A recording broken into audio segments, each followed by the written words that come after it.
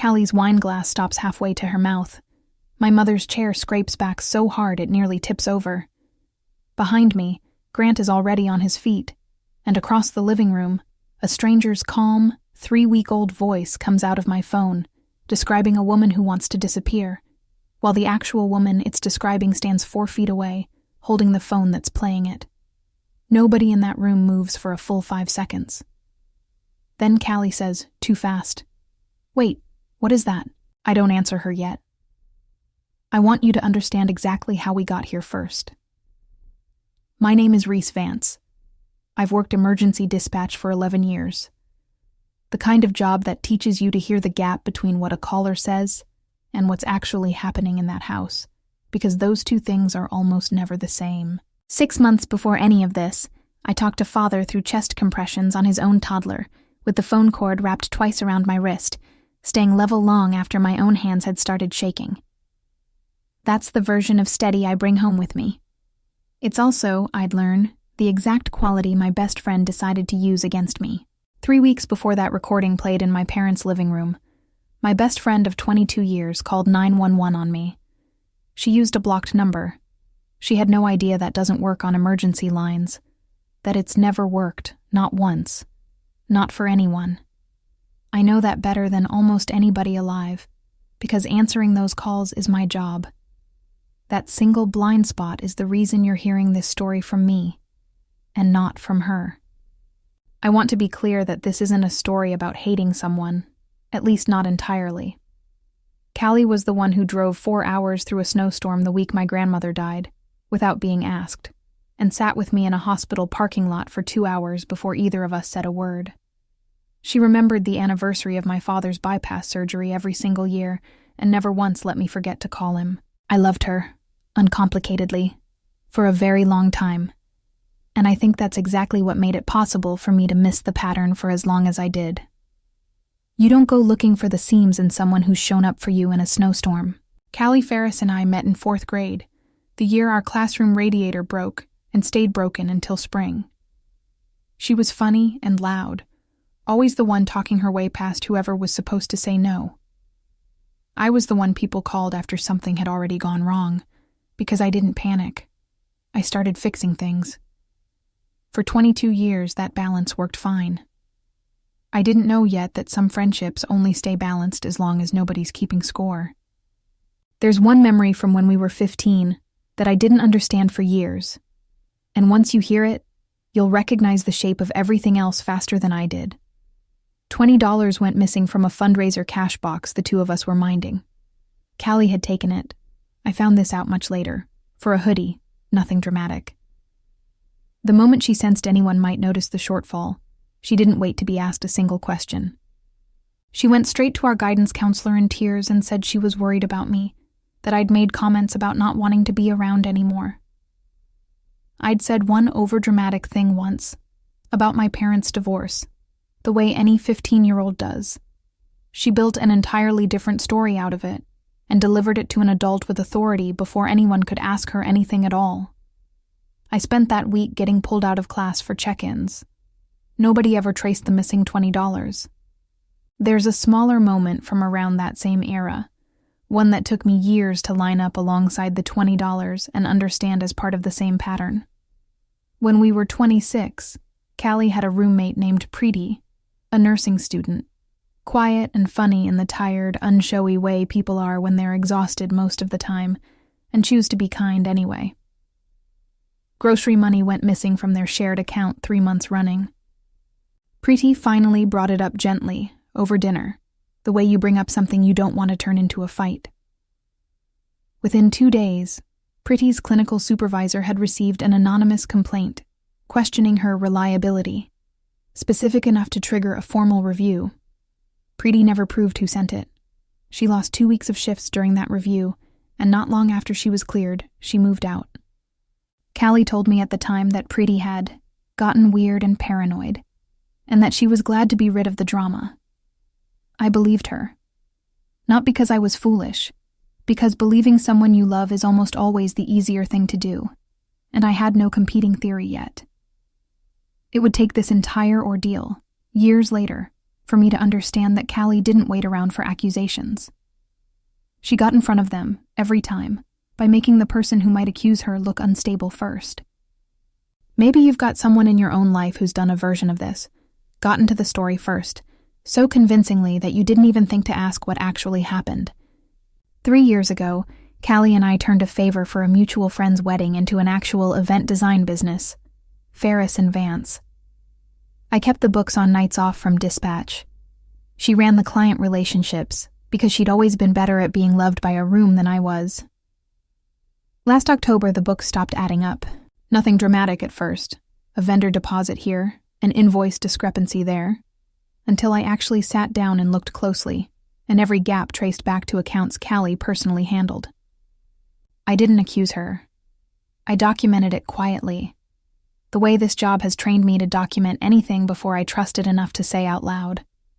12 months of statements, dates, amounts, no confrontation yet. In November, I sat her down at my own kitchen table and told her gently that I wanted to bring in her fiancé Grant and an outside accountant for a clean year-end review before tax season. Nothing accusatory, just numbers. "Sure, of course, whatever you need," she said, half a beat too fast, not quite meeting my eyes. I noticed that half beat. I didn't know yet what to do with it. 3 weeks later, 2 police officers knocked on my apartment door at 9 at night.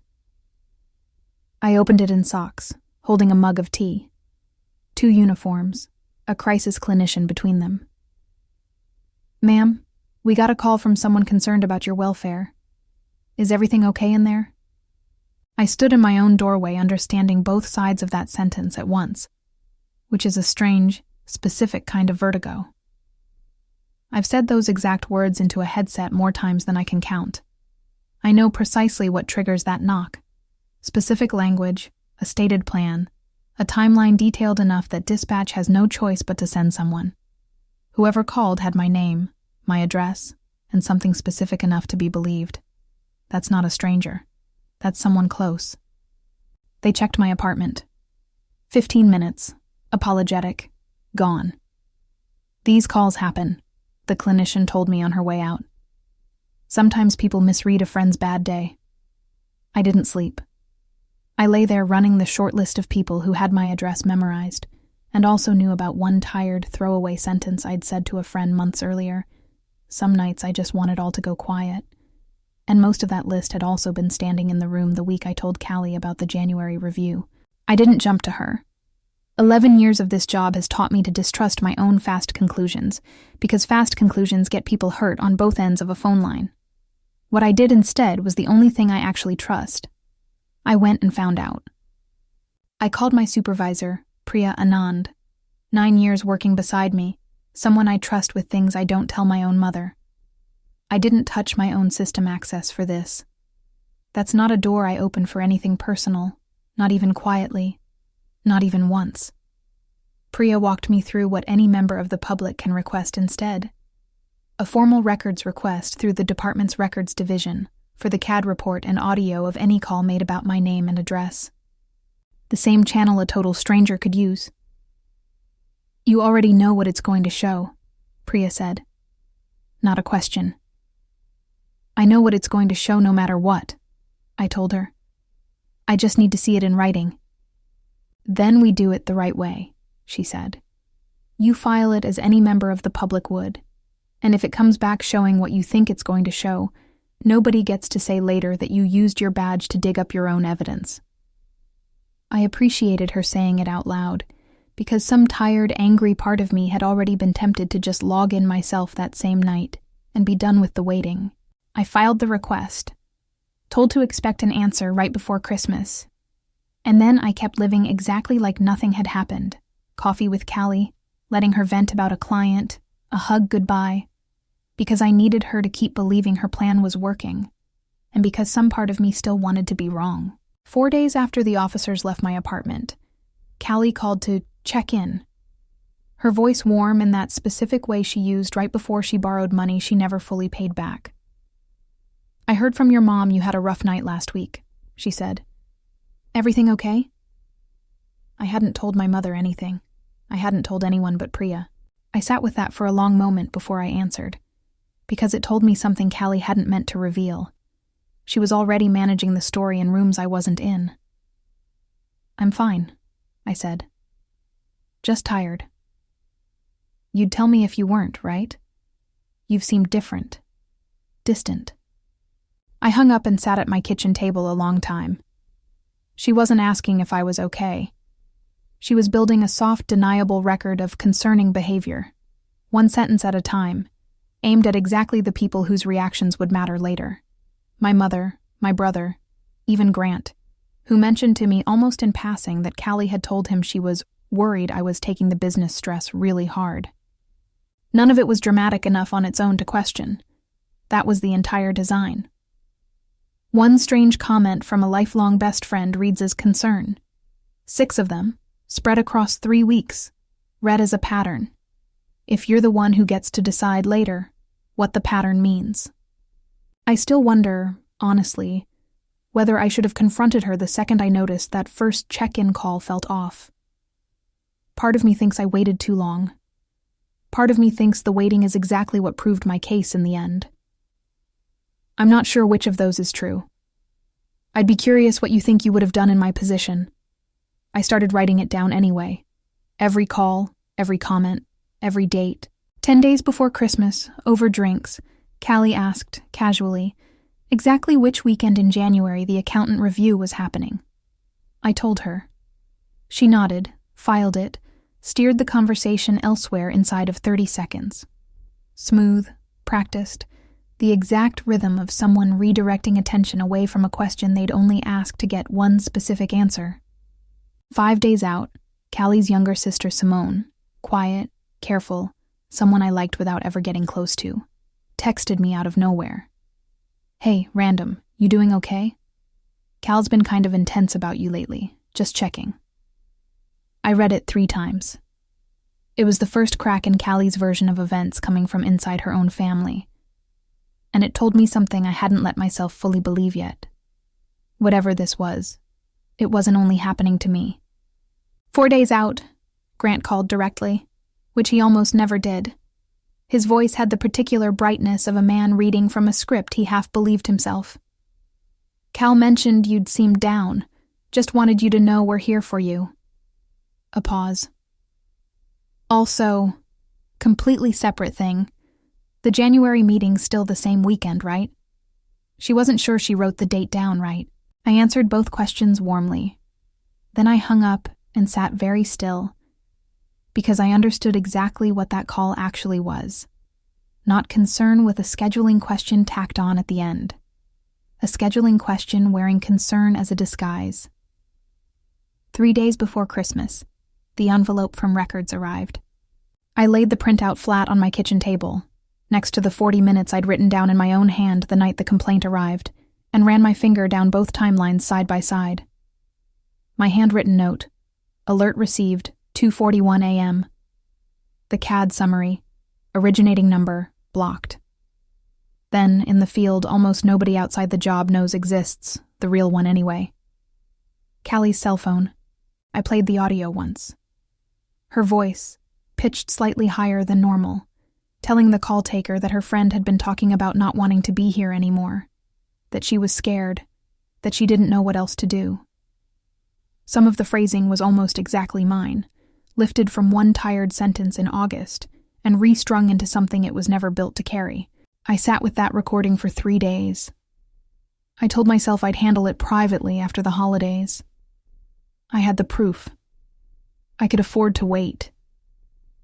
Callie didn't extend me the same courtesy. If you've ever had someone humiliate you in front of the people whose opinion matters most, and then thank themselves for how gently they did it, stay with me. This is where I stopped being the person that happened to. Christmas Eve at my parents' looked the way it always does. My father's crooked porch lights, redone every year and always slightly off-center. My mother burning the ham on purpose because my brother Dean likes the edges. 20 people drifting between the kitchen and the tree. My grandmother's chipped glass birds hung in their same cluster of branches. My father's old college roommate telling the same story about a canoe trip he tells every single year. A cousin's kids arguing over whose turn it was on the tablet. Callie and Grant showed up at 6, the way they always had. She'd been treated like family at that table since we were 10. I hugged her at the door and meant it, even carrying what I was carrying. I'd brought Priya as my guest, the only other person in the room who knew what was folded in my coat pocket. Within the first half hour, I noticed Callie working the room in a way I might have missed 3 weeks earlier. 10 minutes alone with my mother at the kitchen island. Fragments I only caught later, reconstructed. I'm just a little worried about her. She's been so stressed with the business. I don't know if she's sleeping. Small, deniable deposits, delivered with the specific gentleness of someone who has rehearsed sounding unrehearsed. Somewhere between the ham and the pie, I stepped into the kitchen to help my mother, phone face down on the side table, for maybe 20 minutes. When I came back, Callie wasn't in the room. I didn't think anything of it. People vanish for 10 minutes at every holiday gathering in history. At 8:40, headlights swept the driveway that weren't a guest arriving. I looked out and saw a patrol unit, and behind it, a crisis clinician's vehicle. My father answered the door. I heard the officer ask, evenly, for someone by my name. 20 people went silent behind me. My mother's hand went to her mouth. Dean froze near the tree with a glass of eggnog halfway to his mouth. Grant's arm moved instinctively toward a space beside him, where Callie should have been standing and wasn't. "Reese Vance, we got a call about your welfare tonight. Someone reported a crisis in progress. Said you mentioned having pills. Said you didn't want to be here anymore. We need to check in. Make sure you're safe." "I'm safe," I said, hands visible, voice level, because I know exactly how fast a well-meaning welfare check can escalate if someone reads fear as instability. I don't know who made that call, but none of it is true. I'd like my supervisor, who's here as my guest tonight, part of this conversation.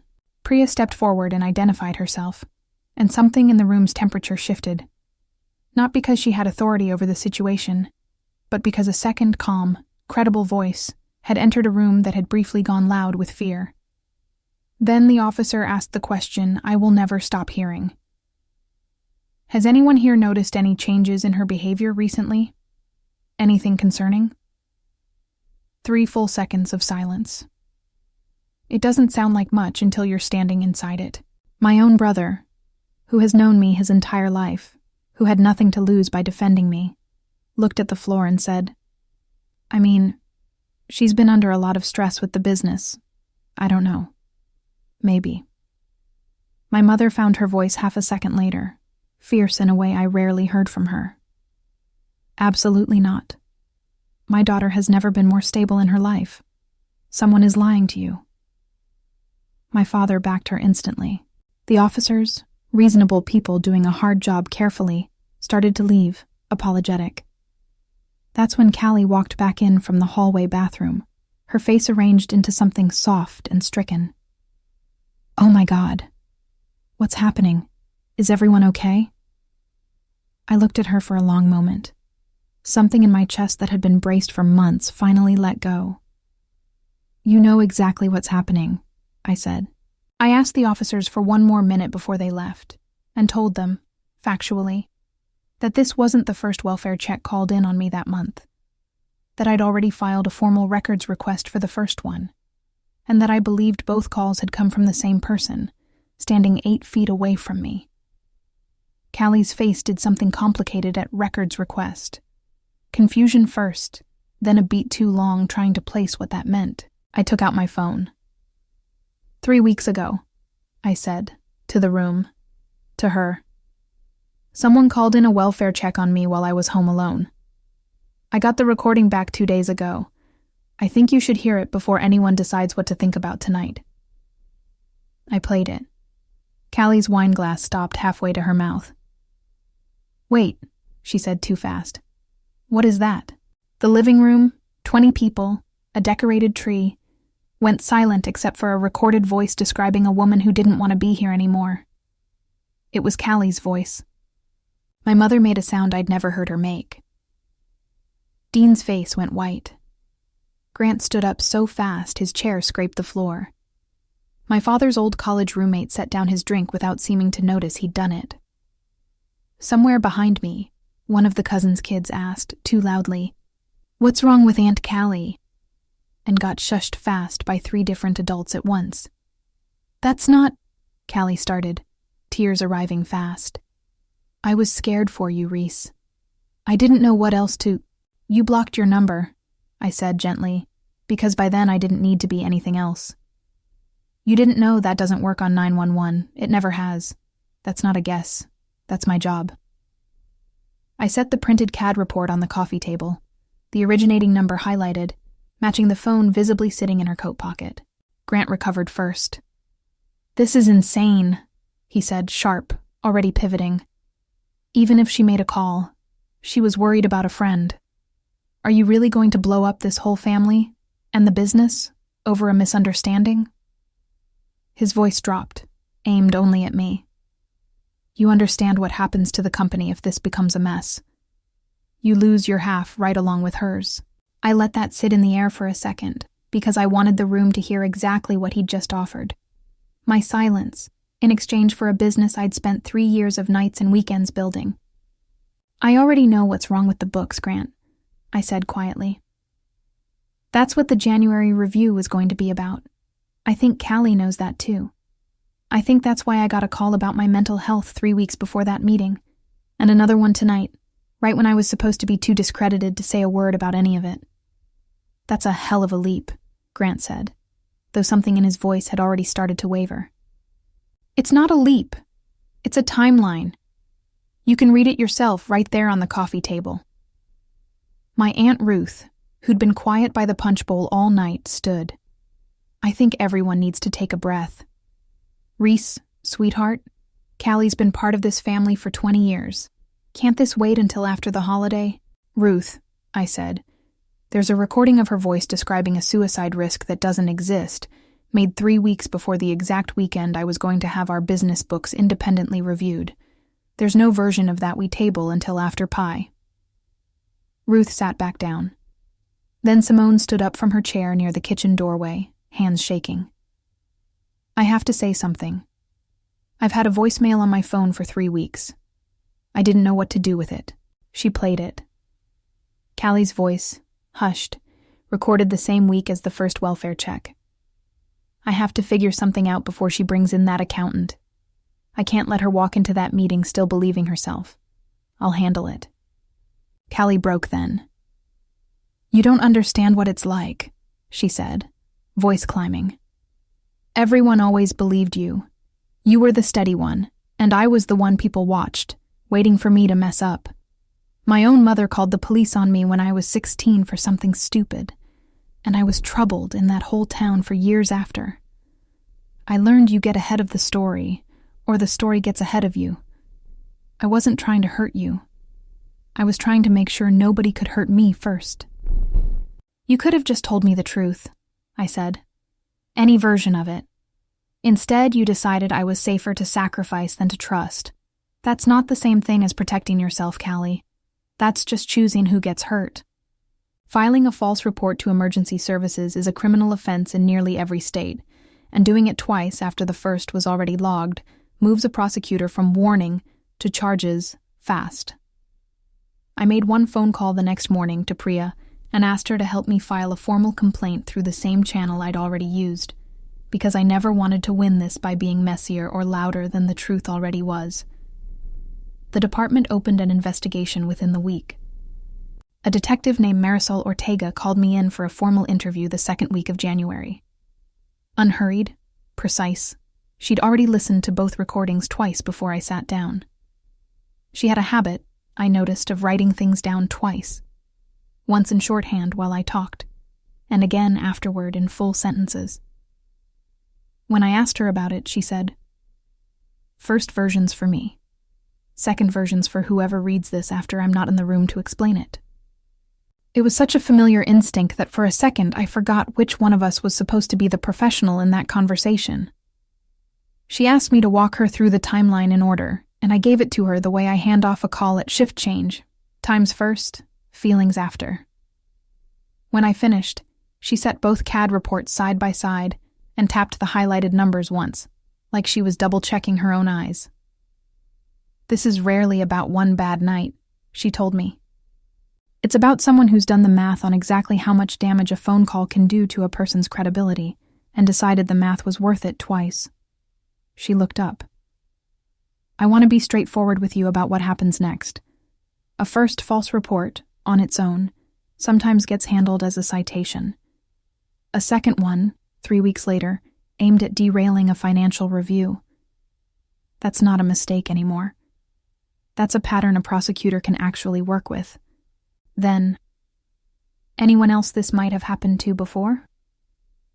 I told her about Preeti, Callie's old roommate from years back, whose clinical supervisor had received an anonymous reliability complaint that had gone nowhere at the time, no name ever attached to it. Ortega found her within a week. It wasn't enough on its own to charge anything from 6 years back, but it went into the file as pattern evidence, and Ortega told me plainly it mattered.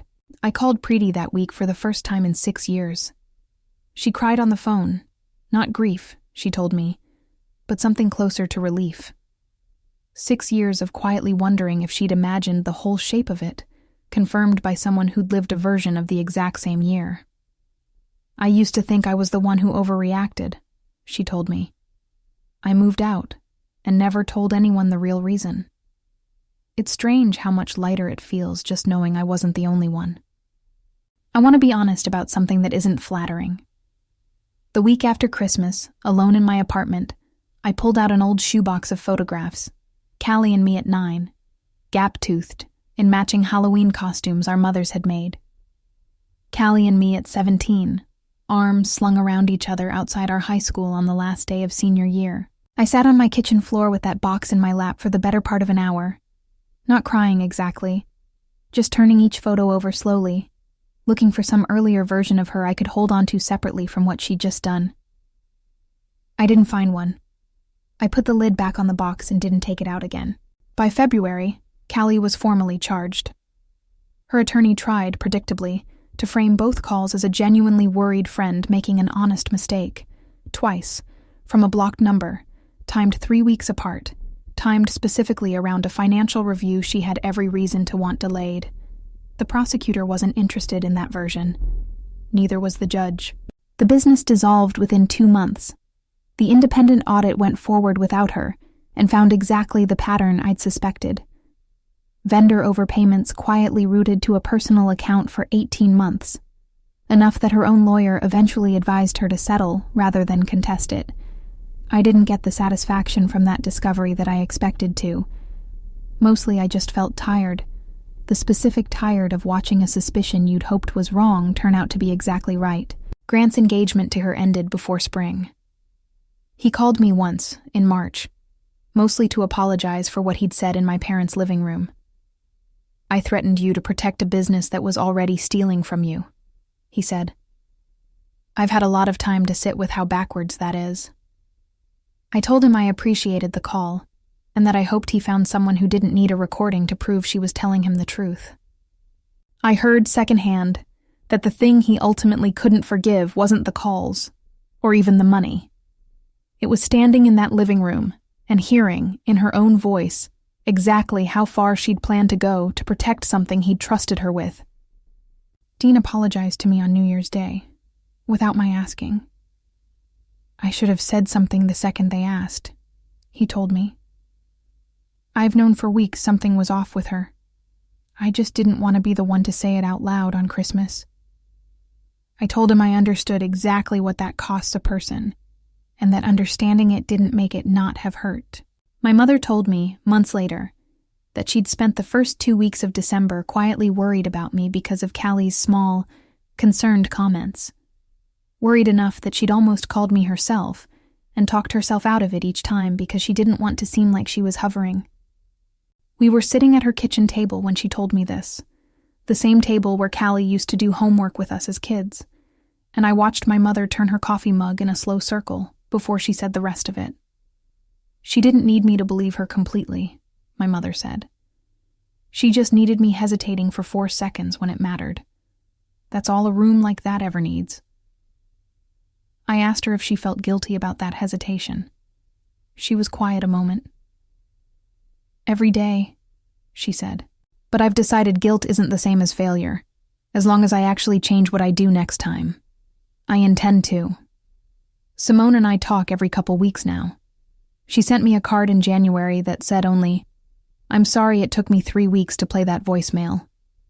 I kept hoping I was wrong about her. I wrote back that the 3 weeks she spent uncertain were nothing next to the 3 years I'd spent explaining Callie away, and that the fact she eventually stood up mattered more than how long it took her to get there. She still comes to Christmas Eve, invited by my mother the following December, a small, deliberate gesture that told her, without anyone saying it out loud, whose side of this the truth had landed on. The plea hearing was a Tuesday morning in late spring that felt too ordinary for what it was. I sat in the back with Priya, and unexpectedly, with Preeti, who'd driven 3 hours without telling me until she was already in the parking lot. "You don't have to do anything," she said, squeezing my hand once. "I just didn't want either of us in a room with her again alone." Callie never turned around the whole hearing.